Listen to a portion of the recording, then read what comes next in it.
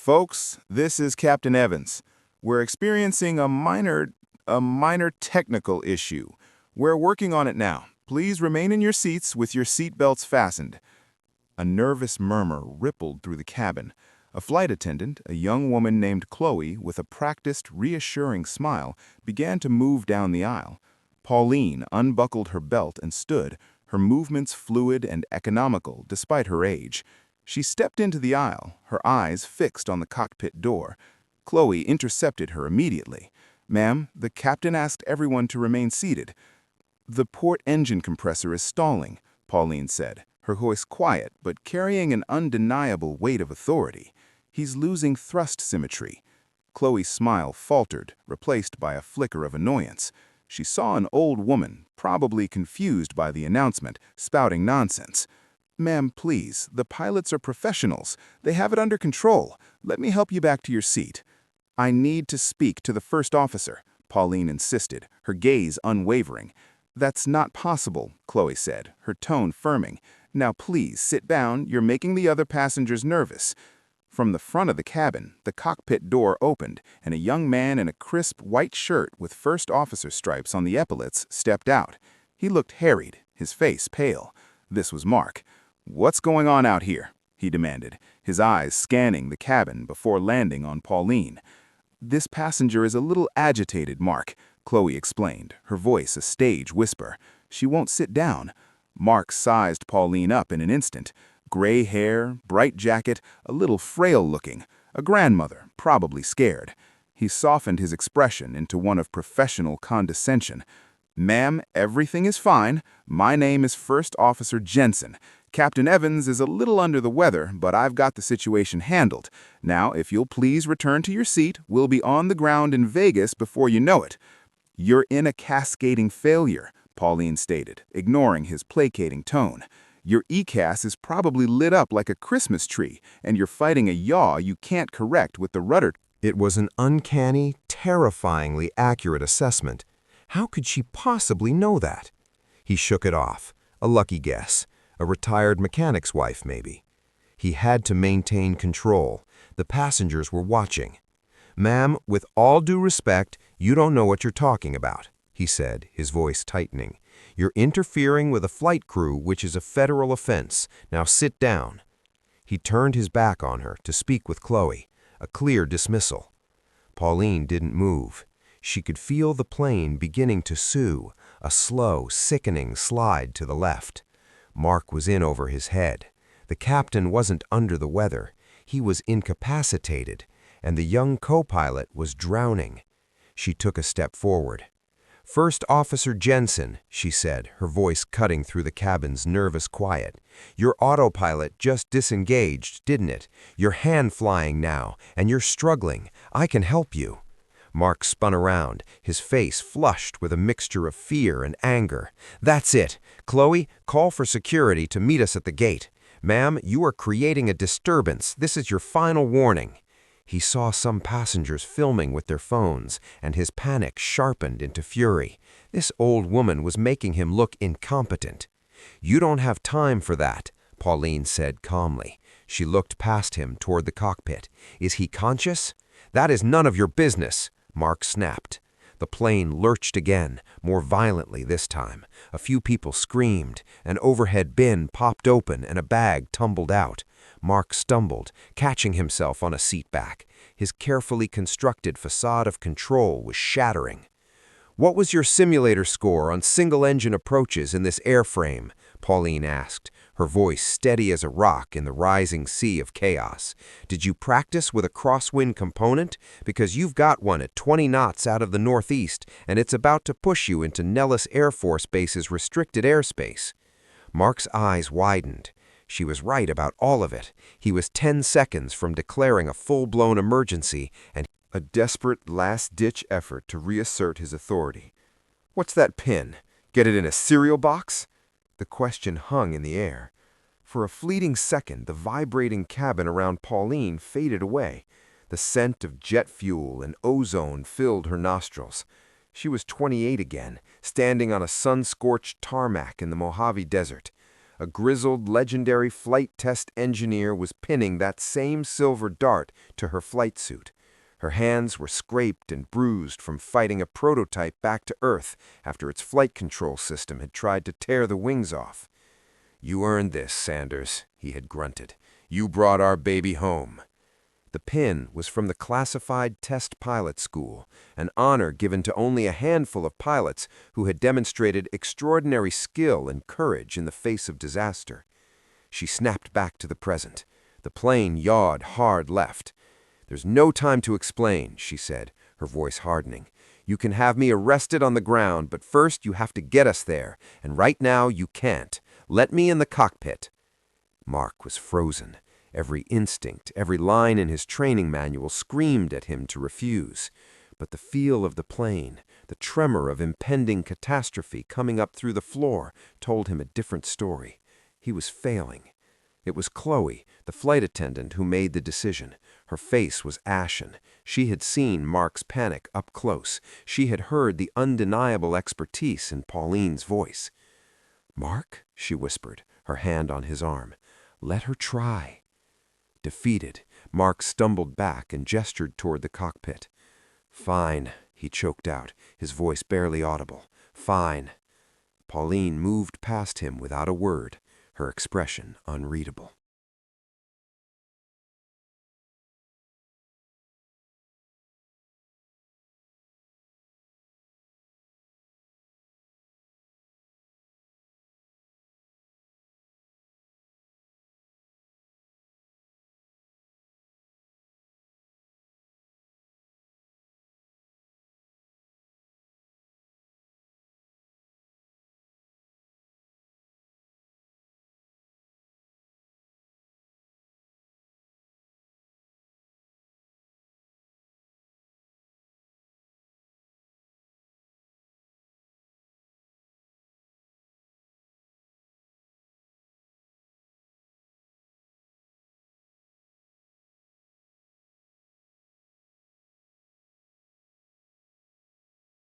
She slipped into the cockpit and closed the door behind her.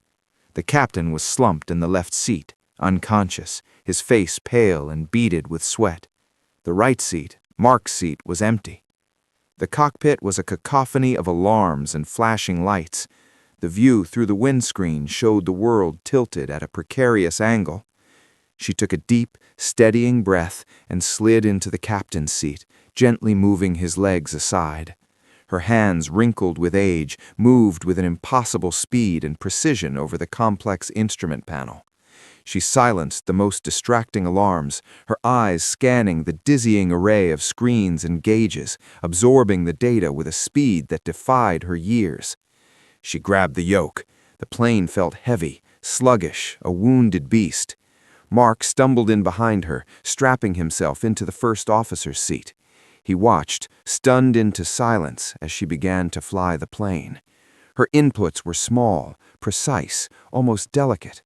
She wasn't fighting the crippled aircraft. She was guiding it, coaxing it, using the rudder pedals with an expertise he had only read about. The sickening yaw began to subside. The plane started to stabilize. "Get on the radio," she ordered, her eyes never leaving the instruments. "Declare an emergency. Tell them we have an engine failure and a medical situation. Divert us to Nellis. It's the closest runway long enough for this kind of landing." Mark fumbled for the microphone, his hands shaking. "Mayday! Mayday! Mayday!" he stammered. We have an engine 1 failure, and our captain is incapacitated. We are declaring an emergency and requesting immediate diversion to..." A calm voice from air traffic control came back instantly. "Global 451, roger your mayday. Turn left, heading 290. Descend and maintain 10,000 feet. Squawk 7700. Emergency services will be standing by." As Mark relayed the instructions, the sky off their right wing was suddenly filled by two sleek gray shapes, F-35 Lightning IIs, appearing as if from nowhere, sliding into a close escort position. The lead fighter was so close they could clearly see the pilot in the cockpit, her helmeted head turning toward them. The radio crackled again, this time on the emergency guard frequency.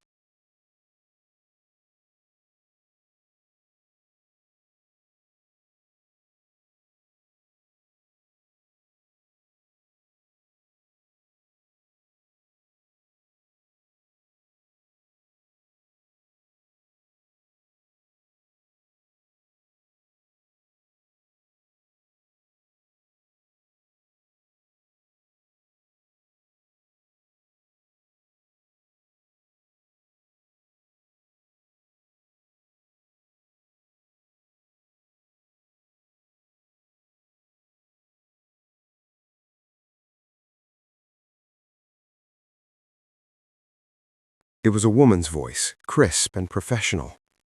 Global 451, this is Havoc 1. We're on your wing. How can we assist? Havoc 1, this is Global 451, Mark responded, his voice still shaky. We have an inexperienced pilot at the controls. Pauline shot him a look that could have melted steel. She reached across, took the microphone from his trembling hand, and keyed the comm switch. Her voice was pure calm, the voice of command.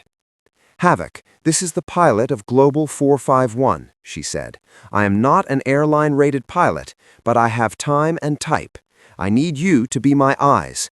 Give me a damage assessment on Engine 1 and confirm gear status on my final approach. There was a pause. The F-35 pilot was likely confused by the calm, authoritative voice of the inexperienced woman who had just taken control of a crippled airliner. Ma'am, can you state your qualifications? The voice of Havoc 1 asked, a hint of suspicion creeping in. Pauline hesitated for a fraction of a second. It had been decades, a lifetime ago, but in a crisis, you fall back on your training, on who you are. I have no current qualifications to be in this seat, she said evenly, but I have a few thousand hours in everything from a T-38 to a YF-23. My call sign, my old call sign, was Widow 6. Silence. Not for a second or two, but for a full 5 seconds, an eternity in aviation. Mark looked from the radio to Pauline, utterly bewildered.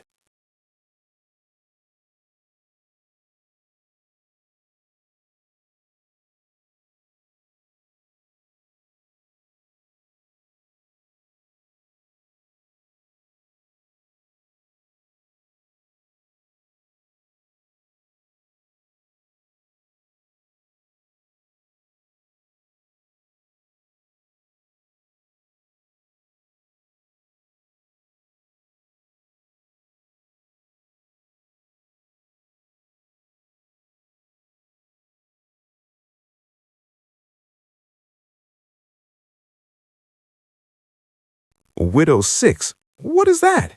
Before she could answer, the radio exploded. It wasn't the voice of Havoc 1. It was a male voice, deeper from the other F-35. Say again, Global Air, did you say Widow 6?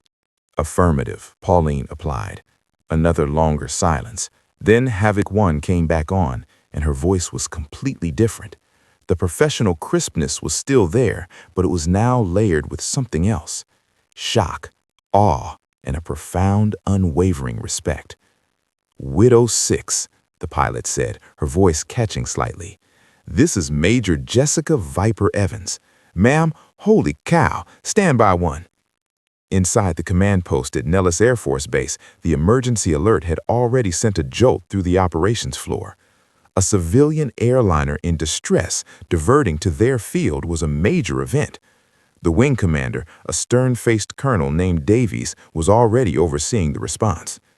Get me a line to the cockpit, he ordered. Who are we talking to? The first officer, sir, an airman replied. But he sounds panicked, said an inexperienced pilot, is flying the plane. But then, sir, you need to hear this. He patched the comms through the main speaker. They all heard Major Evans's stunned voice. Widow 6. Holy cow! An older master sergeant in the corner of the room, a man who had been maintaining aircraft since the Cold War, looked up from his console, his eyes wide. Sir, he said, his voice hushed, there's only one Widow 6. Who? Davies snapped. It's a legend, sir, a ghost story we tell the new pilots. I don't have time for ghost stories, Master Sergeant. Sir, run the call sign, the sergeant insisted. A young lieutenant, her fingers flying across a keyboard, pulled up a legacy database of retired and inactive call signs. She typed WISX.